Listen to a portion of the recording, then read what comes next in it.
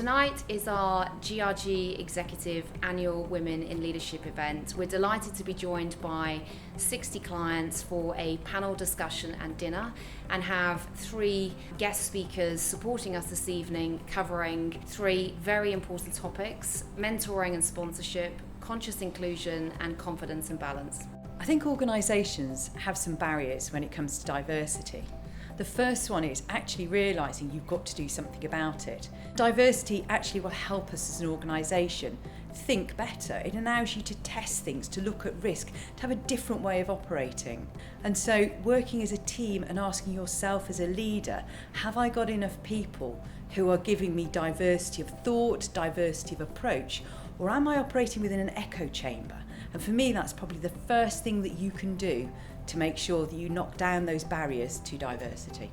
It really is a journey, and organisations are all starting at different points. So for some, it does feel a bit like a tick box because maybe they haven't done anything before and they've kind of, suddenly realised that they need to do something, or they're getting pressure from customers. For other people, they genuinely believe it, and on a societal level, they want to make change. And often actually when they're starting from there, it's often more easy to actually do the things that need to happen. But I would basically say, you've got to start with the why. Why are we doing this?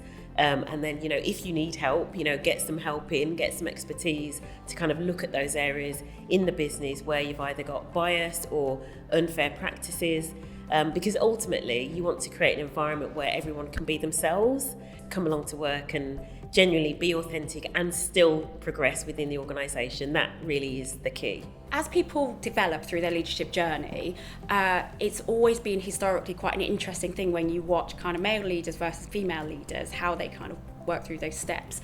And there's a historic view around the assertiveness backlash. And what does that mean? It means that men are viewed as being assertive and women are viewed as being bossy.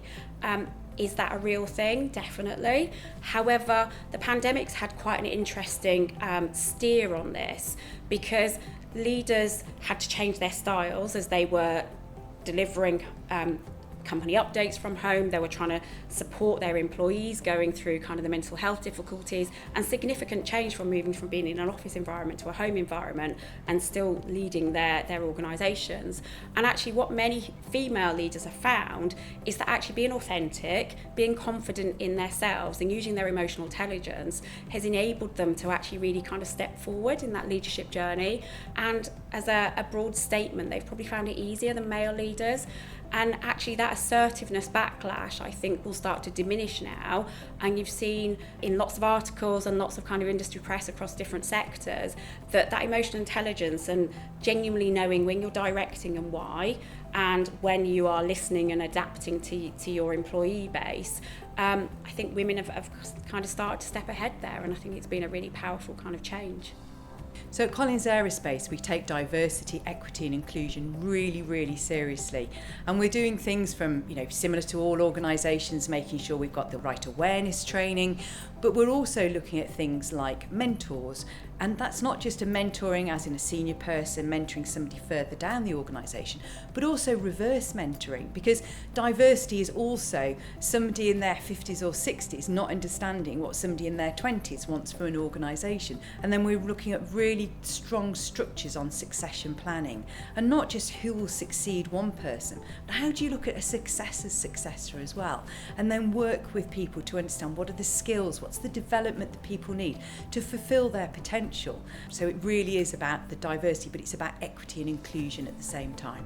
Tonight has been fantastic. It's been so lovely to come out and to see like-minded women, to connect, to collaborate, to have conversations. So often you go to these events, it's one speaker, someone talking at you for 45 minutes, whereas this was so interactive. I got to hear from lots of peers as well.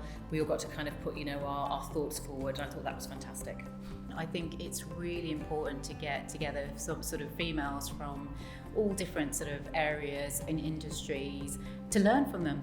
and having the audience participation was really, really good way of getting the conversation going. But I thought it was really engaging the way that it was set up to invite the conversation between the audience as well as the speakers. And I think there were some great discussions around CVs and how we recruit and the things that we do to bring up people and mentor, and the differences between all sort of mentoring or coaching and how that has all evolved actually. As an executive recruiter, I'm personally really passionate about supporting the case for greater diversity and more broadly doing more to improve diversity within the executive pipeline.